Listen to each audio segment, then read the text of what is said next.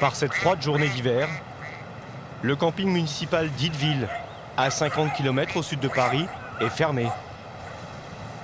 Les vacanciers sont partis depuis longtemps. Pourtant, l'endroit n'est pas désert. Non, ici. Mbro. Angélique, 62 ans, allez, on va à la maison. habite ici toute l'année, depuis 6 ans, dans ce qui ressemble à un chalet. Mais ce n'est qu'une véranda construite à côté de son mobil-home. Dans cette pièce qui lui sert de salon, il fait moins 5 degrés. L'eau dans la gamelle des chiens a gelé. Là, vous voyez bien. À l'intérieur de son mobil-home, c'est beaucoup plus confortable. Son chauffage maintient une température constante. Et surtout, Angélique a de l'espace. Une trentaine de mètres carrés pour elle toute seule. Loyer, 200 € par mois. Et malgré des revenus très précaires de femme de ménage occasionnelle, son logement est tout équipé. Moi, tout ce que j'ai à peu près ici, j'ai pas acheté. Hein. Vous avez fait comment? Je me débrouille, j'ai toujours des gens qui me donnent. Voilà, puis je redonne à quelqu'un qui me redonne. Voilà. Vous faites un peu du troc, des choses? Oui, ça, par contre, du troc, tout le monde en fait. Ah, ça devait être dur au début. Oui, mais bon, on est obligé. Donc, voilà, j'étais pas dehors. C'était ça ou la voiture, vous préférez quoi, là, hein? La voiture, quand vous avez dormi déjà une fois, il faut penser aux gens qui dorment des mois dedans. Hein. Là, on est bien, hein. Je vous dis, moi. Ouais, non. Elle se trouve bien. Pourtant, il suffit qu'il gèle pour que son quotidien devienne très compliqué. Voilà, c'est arrêté. Comme en ce mois de février 2012, où nous l'avons rencontré pour la première fois. Pendant les 6 mois d'hiver, le camping est officiellement fermé et il n'y a pas d'eau courante. Angélique stocke donc des réserves dans cette cuve. Mais les températures glaciales ont fait leur effet.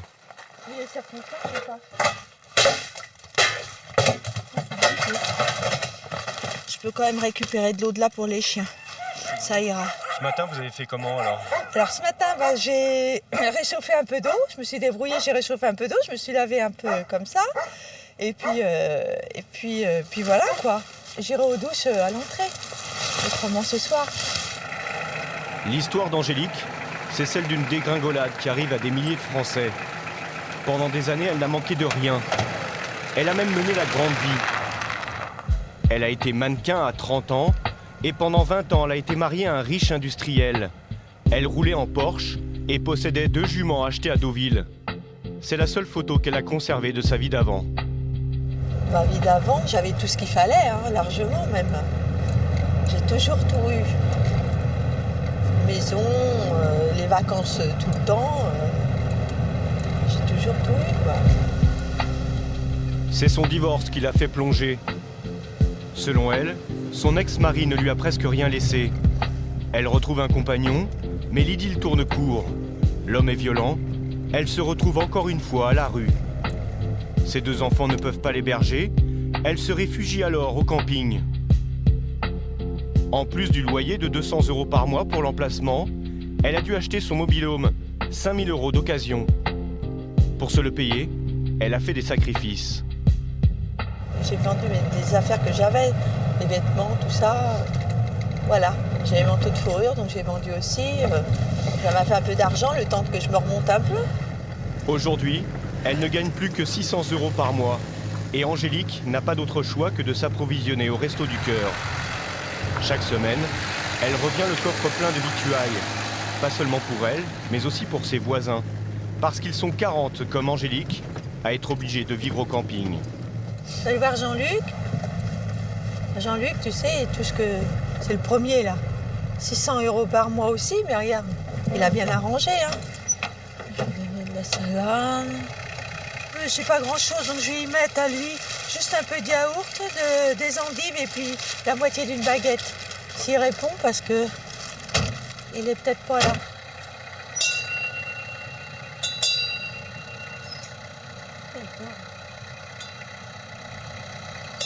Alors si je vois qu'il répond pas, je mets le sac là. En échange, Angélique reçoit de précieux services. Jean-Luc, ancien menuisier, l'a par exemple aidé à fabriquer sa véranda. Il est gentil, donc il faut l'aider, quoi. Il m'aide, alors je l'aide aussi. Allez. Après le menuisier, l'horticulteur. La soupe, les petits choux, et puis son pantalon que je lui ai fait. Parfois, cet homme lui donne des plantes, mais la dernière fois, il lui a offert une friteuse. Ici, c'est le règne du système D. Mais même avec la solidarité, certains n'arrivent plus à s'en sortir du tout.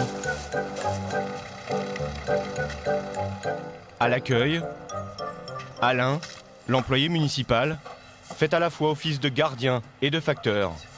Bonjour. Bonjour. Vous allez bien? Il n'y a rien aujourd'hui? Rien. Rien. Pas de nouvelles? Pas de nouvelles, bonnes nouvelles? Le courrier, c'est une source d'angoisse pour certains locataires qui n'arrivent même pas à payer le loyer de leur emplacement. Des lettres comme ça, en général, c'est le loyer. Et l'autre, le frein. Et les autres, les petites, c'est les rappels. Et quand les dettes s'accumulent, il n'est pas rare que les huissiers débarquent. Des fois, ils viennent pour 10 personnes, des fois, ou souvent pour les mêmes. Cette situation commence à sérieusement inquiéter la mairie d'Itteville, car le camping municipal est parfois le théâtre de détresse individuelle dramatiques, comme celle de l'homme qui vivait dans cette caravane, ou plutôt à côté. Alain a découvert qu'il dormait dehors. Vous voyez, donc l'état un petit peu d'insalubrité. Là, ce monsieur, voilà, il dormait sous ce plastique. C'est-à-dire, vous pouvez nous montrer? Voilà. Donc l'hiver, vous pouviez venir. Voilà, regardez l'oreiller. Voilà où il dormait. Qu'il neige, qu'il pleuve ou qu'il vente, il dormait là. Il n'y avait plus de place dans sa caravane.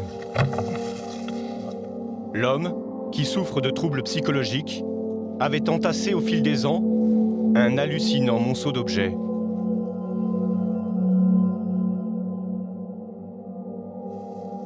Depuis, il a été relogé en urgence par la mairie.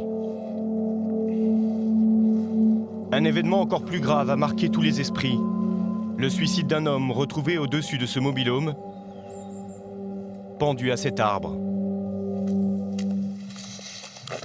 Alerté, le maire a décidé de réagir et mettre enfin de l'ordre dans son camping.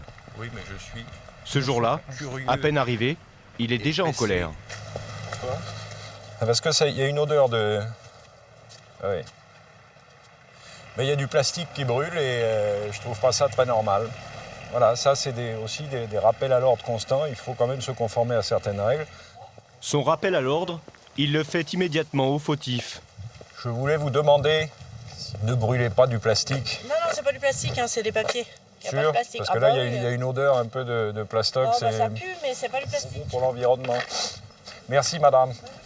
Le camping municipal est censé être complètement vide pendant les 5 mois de fermeture. Et s'il se produit un accident l'hiver, l'élu peut se retrouver traîné devant les tribunaux. Tout peut arriver. On a eu des caravanes qui ont brûlé, on a eu des bagarres, on a eu... vous avez de tout. Je veux bien assumer des responsabilités quand c'est de mon fait, c'est quand je génère une situation moi-même. Mais là, je subis une situation. Donc je ne peux pas rester comme ça. Alexandre Spada a donc décidé de reloger tous ses habitants précaires dans ce qu'il appelle des chalets sociaux.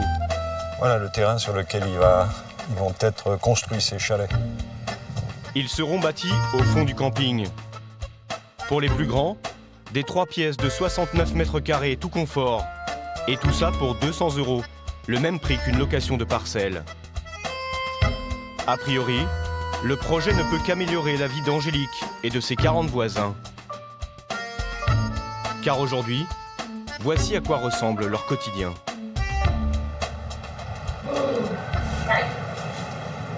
Au sanitaire, Pierrette, 52 ans, s'arme de courage tous les matins pour prendre sa douche. Qu'est-ce qui est le plus difficile? C'est pas de rentrer, c'est de sortir de la douche après. On a un truc, c'est de rentrer au chaud, quoi. Puis vous voyez, moi je suis équipée, une grosse botte et tout. Hein. On met le blouson pour pas avoir trop froid, évidemment. Ce matin, dehors, Et voilà, il fait c'est moins parti. 5 degrés. Bon, allez, c'est parti. Et Pierrette n'est pas près de se réchauffer. Car après la douche, il y a une tâche obligatoire, la corvée d'eau. L'hiver, il n'y a qu'un seul robinet ouvert sur tout le camping. Ça, c'est mon habitude du matin, j'ai horreur de ça. Et chaque matin, c'est le défilé au point d'eau. Bonjour, ma petite. Bonjour, Bob. C'est la corvée du matin, ça, Bob, hein? Ouais. Hein? C'est vraiment la corvée du matin. Ah ouais, vous voulez beaucoup qu'on a de l'eau? Moi, je m'y suis fait l'hiver, mais c'est vrai que c'est très très dur. On prend l'habitude chaque année, on se dit que ça sera la dernière année, mais non, c'est toujours une année de reculer, une année, et ainsi de suite. Hein. Ça fait 15 ans pour Bob, 10 ans pour moi. Ça va, Michel? Ça va? Caille pas de trop? Non, Ça va.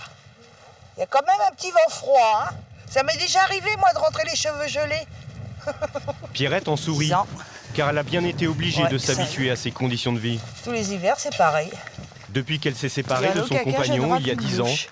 elle habite dans cette petite caravane de 12 mètres carrés. Ah bah oui, c'est pas grand, hein. Pierrette Ici, dispose c'est d'une tout ce qui est petite linge. pièce, C'est vraiment plié au carré, parce que les placards sont pas grands, hein. d'un lit et de toilettes de nuit tout à fait spartiates. Vos WC, ils sont où? J'ai pas de WC ici. C'est un seau. Il est où? Il est là, blanc, que javelisé tous les jours. L'arrivée prochaine des chalets sociaux devrait remplir de bonheur les habitants du camping. Mais étrangement, la moitié est contre. Ils ont peur de se retrouver entassés les uns sur les autres, loin de la rivière, et de perdre les jardins et vérandas qu'ils ont mis des années à aménager de leurs mains. Chez Angélique, une fronde s'organise même contre ce chantier qui doit démarrer dans quelques semaines. Ah mais moi, je partirai pas, je ferai du forcing. Claude est très remonté. Oui, mais ça, non, mais ça, il ne s'agit pas simplement de me dire. Non, mais il ne s'agit pas. Il faut que, avant de faire du forcing, chaque Mais fois Christian que le dalle ou se autre, montre il beaucoup rapporte plus des raisonnable. sous. Bien que là, maintenant, C'est le ils ont mis leader des naturel déficitaires, du ils ont groupe. toujours rien obtenu, ils sont toujours Il a sous-traitants. 70 ans et il a dirigé c'est une rapport le- entreprise et puis, il arrive avant de un se moment, retrouver c'est notre ruiné par parole. un divorce. Alors, Il a le peut-être sens de que- l'organisation. Donc, oui, mais avant, il faut faire quelque chose construit intelligemment. Oui, mais si ça marche pas, le quelque chose intelligemment, Eh ben, vous n'allez pas faire de la guérilla, c'est pas la peine, vous perdrez. bah, on fait jamais rien, on gagne rien, et on laisse tout faire aux hommes de pouvoir tout le temps. Christian a obtenu un rendez-vous avec le maire et il a bien l'intention d'aborder avec lui la question qui fâche. Monsieur le maire, bonjour. Comment allez-vous? Rentrez. D'après ses calculs, avec ces chalets sociaux, chaque habitant aura droit à une parcelle minuscule par rapport à ce qu'ils ont actuellement. 1600 mètres carrés, 20 chalets, vous faites la division, il reste 60 mètres carrés par tête de pipe. Je pense que vous n'avez pas les bons chiffres. Donc, Ils sont marqués en gros sur le... vous n'avez pas, à mon avis, les bons chiffres. donnez-les-moi. Le maire s'embrouille, il est incapable de lui donner la taille exacte de chaque parcelle. Le maître d'œuvre a calculé une surface légale. Laquelle? Vous me dites, Je ne l'ai pas de mémoire là. Vous Très me bien. posez la question une deuxième fois. On va pas s'en sortir. Alors, vous voulez que j'aille demander? Non. Bon, c'est ça, vous voulez que je me lève, que j'aille demander? que je Non. réponde? C'est un truc tellement téléphoné. Je vais... Non, ne prenez pas les choses comme ça. Rien. Non, je prends pas les Je vous pose une question. Le but de la manœuvre, c'est pas d'entasser les gens dans des clapiers et de façon à faire un ghetto. C'est de loger des personnes qui ont un habitat à risque dans des habitations décentes. Parce que s'il y a un mort pendant l'hiver sur ce camping, qui est responsable? Ah ben c'est vous, monsieur le maire. Je dis, bah écoutez, non, là, ça ne va plus. Bon, bah écoutez, vous avez répondu à mes questions. Certaines ne me satisfaisent pas. Allez, bon courage. À bientôt.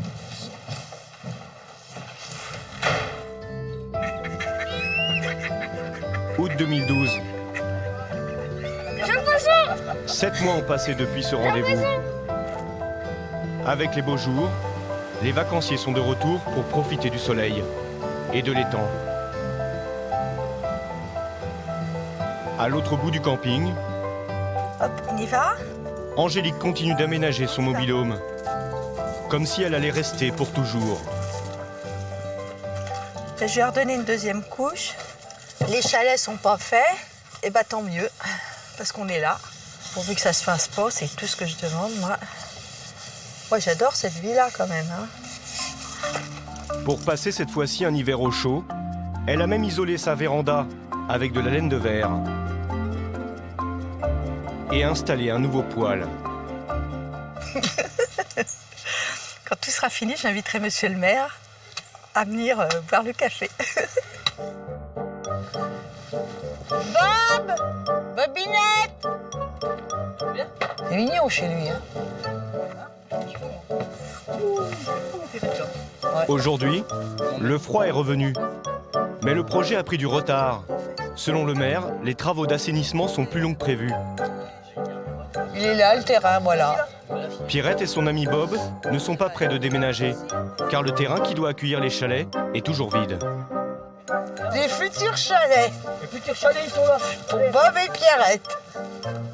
Ça, c'est le tien, ça, c'est le mien. Moi, je serai là. Le maire annonce maintenant le démarrage du chantier pour le printemps prochain.